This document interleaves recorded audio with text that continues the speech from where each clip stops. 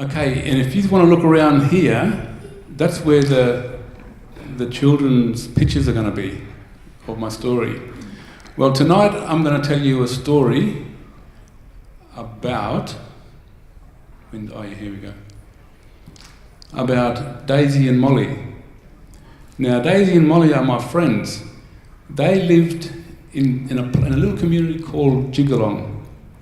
And Jigalong is a long way over in Western Australia from here.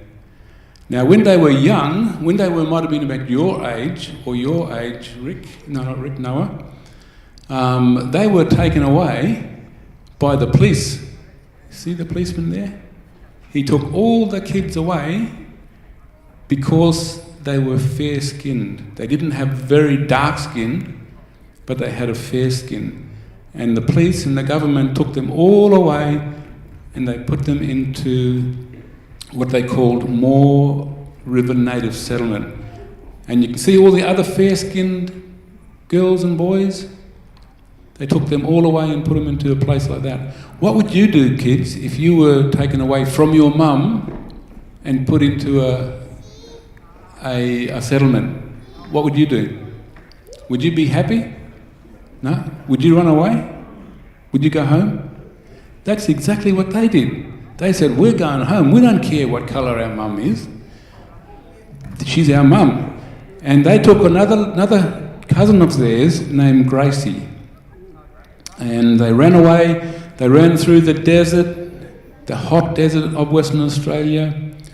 And they knew that they had to find the rabbit-proof fence. See the fence there? They knew that fence went right past Jigalong because they were playing there many times in their lives as younger kids. But they also met up with this man here. And he said to Gracie, your mum is at another town called Leonora. And if you go there, then your mum will be there. And Gracie wanted to see her mum. So she went to that town, to that little Leonora. And who do you think was there waiting? Was her mum there? No.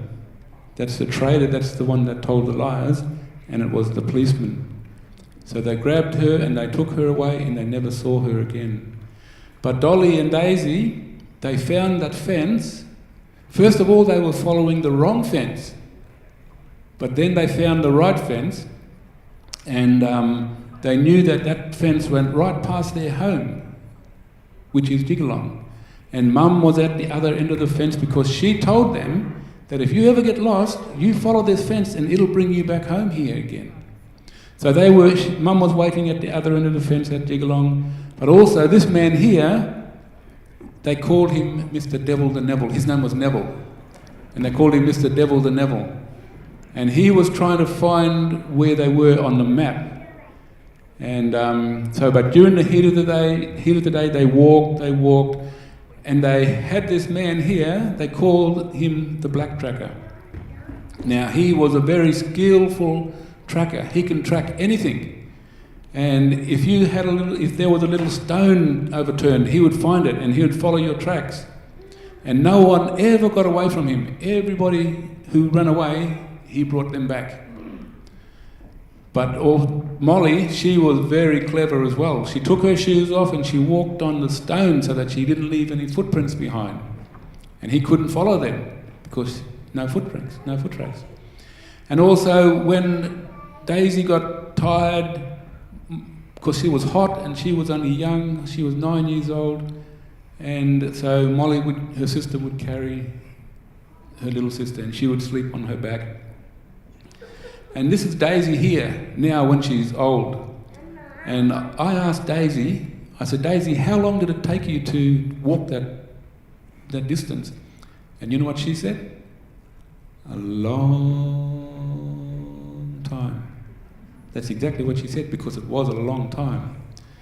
And it was 1,500 miles, and it's 2,400 kilometres.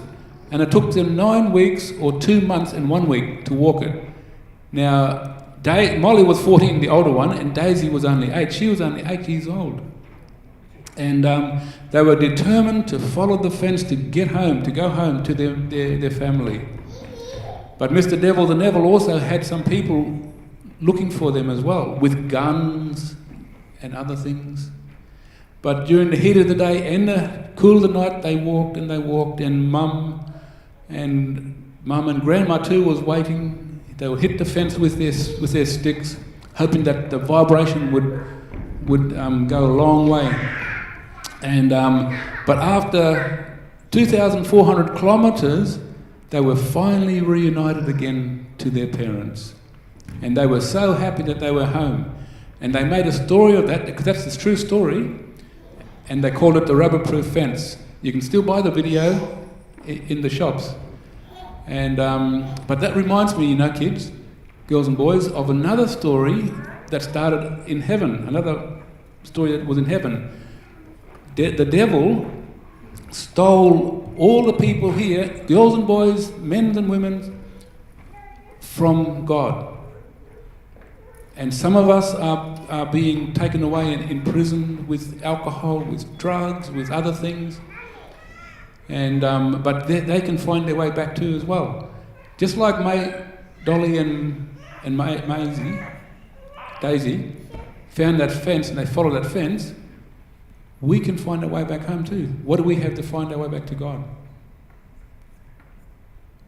We have the Bible. If we find ourselves lost from the devil leading us away, if we follow the Bible and the truth, then we'll find our way back home. You know what? These two ladies, they followed the Bible back. They found their way back home to their physical parents, but they also found their way back to their spiritual parents, God. They studied the Bible and they learnt the truth, and both of them, they were baptised Seventh-day Adventists. And Molly, now she's passed away. Daisy is still alive in the old people's home in Port Hedland. So remember, kids, if you ever get lost out in the world, could be a long time, 5 years, 10 years time, follow the Word of God and it'll take you back to your Heavenly Parent. Okay, thank you. So remember, tomorrow night there's going to be another story. Okay, go back to your seats. Thank you.